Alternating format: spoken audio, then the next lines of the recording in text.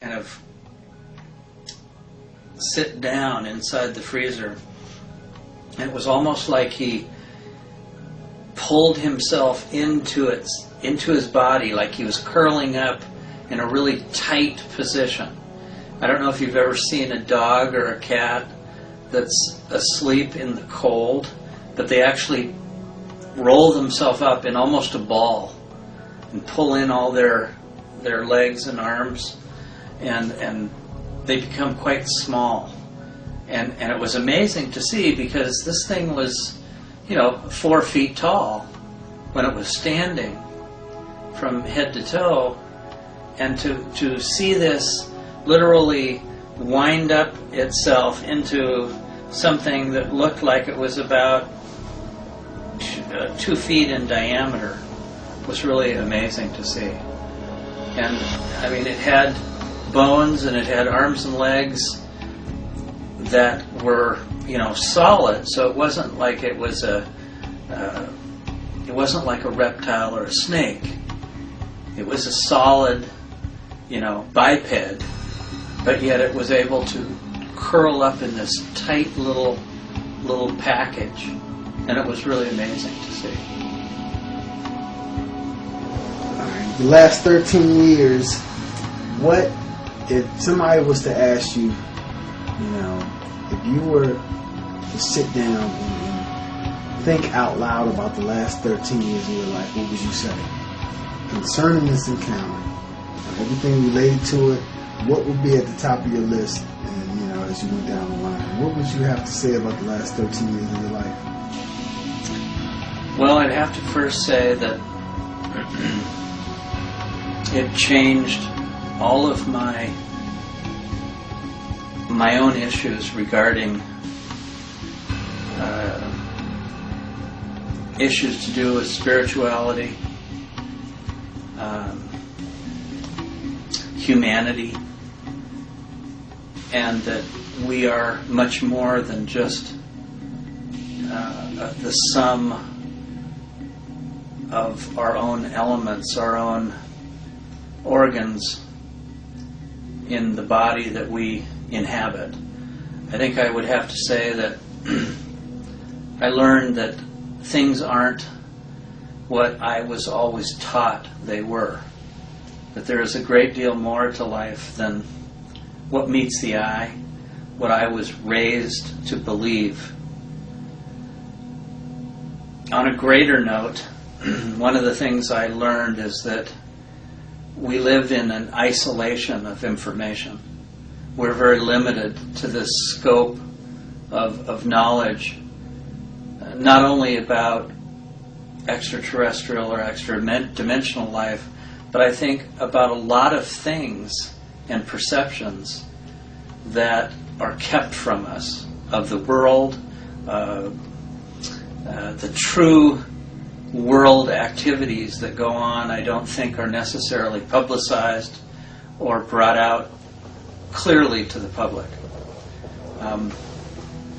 I think I would have to say that I'm disappointed in mankind for not evolving to this revelation of the idea and the facts that surround this, that we have been visited for a long time, a great long time, by intelligent beings. I think this knowledge is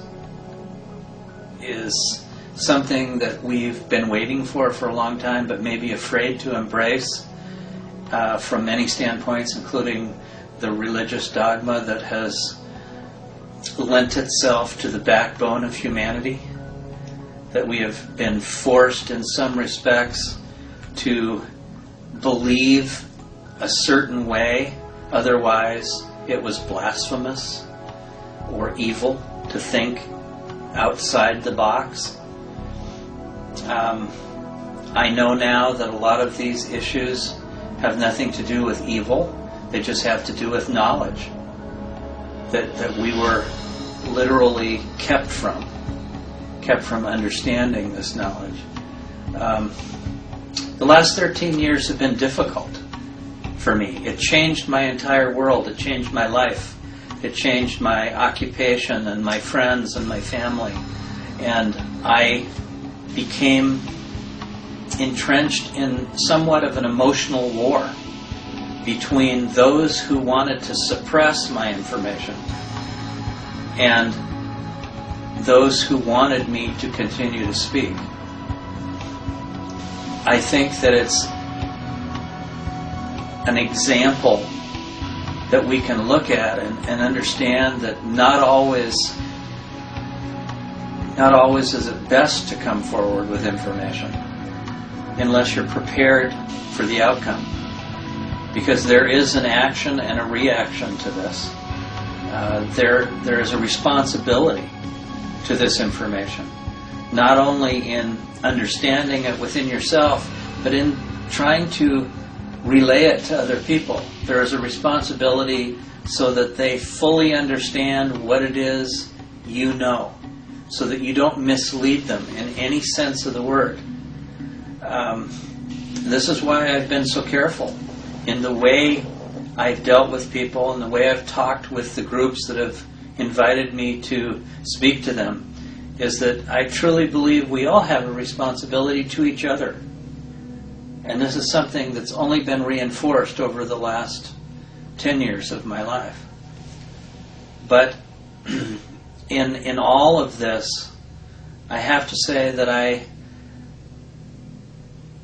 I'm respectful to this event having happened to me, in that it truly has given me an opportunity to experience something that I never thought I could even imagine to begin to understand.